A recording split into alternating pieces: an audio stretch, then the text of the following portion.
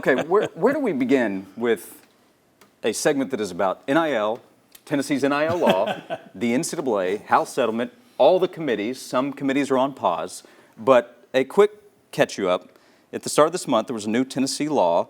I saw Mitt Winter, a sports attorney, describe it as the most athlete-friendly NIL law in the state of Tennessee. Prohibits all House settlement limits on NIL unless part of a federal law, or if you get into some antitrust law exemptions, which that's easy for the college sports landscape right now. But also there was discussion this week at the Power Conference level, and we have Power Conference meetings that are about to take place, of a plan that's circulating that would require schools to waive their right to sue the new College Sports Commission, and if they don't sign, they could face an expulsion from the conference and be blackballed from playing other Power Conference teams. Yeah. So with the Tennessee state law, this could affect the University of Tennessee and Vanderbilt as SEC members, and then we'll see if anybody else is on board with this, how that would affect others. So I'll start there on the end. Vince Ferrara, where do you start with some of the latest updates we have, some of the threats, if that's what they are? It's ridiculous, just like everything else with this whole story and landscape of college athletics. And to me, the threat of kicking Tennessee or anybody else out of a Power Four conference when they mean so much to you is a farce. That's not going to happen. Now, I understand them leveraging and putting their feet down and saying we have to stand together and move forward in this.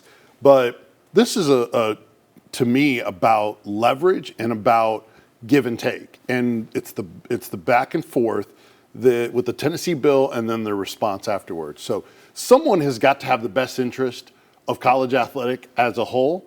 And I'm sorry, that commission is not it. And neither is that bill for the state of Tennessee. Neither is any other state that puts in a bill to try to help their universities. Everybody is about themselves.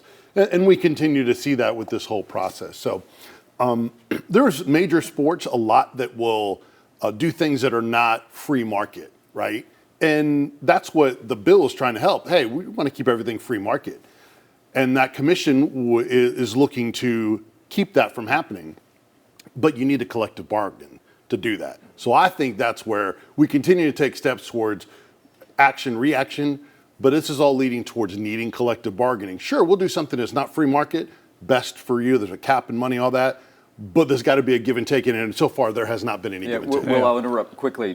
Danny White this week in a conversation with Donnie Plowman, he said there's a camera here, so I'll say it, this isn't getting worked out without collective bargaining. Well, because it's illegal. That's the thing that no one wants to talk about, and I don't know why everyone in the college football media, I don't know if it's ring kissing, I don't know what it is, but it's illegal. The thing they're asking Tennessee to do is to sign an agreement saying we will illegally put a salary cap on players, and you can punish us if we don't abide by your illegal salary cap, and we won't sue you.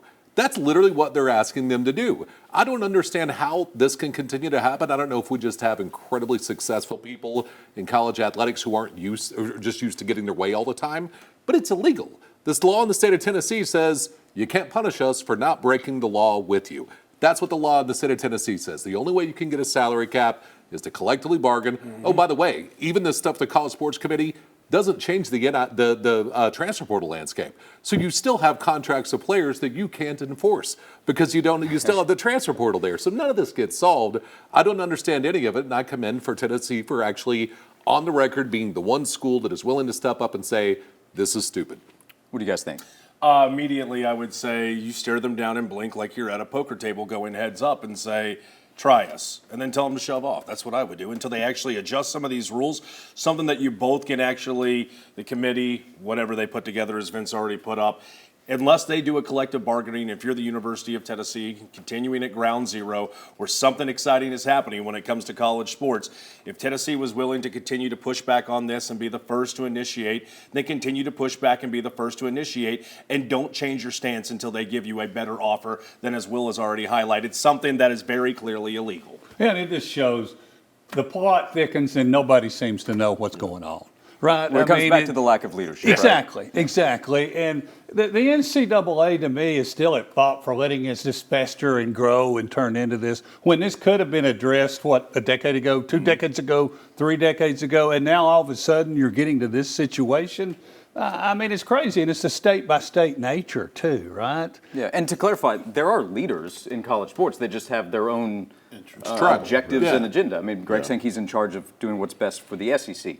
Danny White's in charge of doing what's best for Tennessee athletics. Tony Petitti, the Big Ten, on and on and on.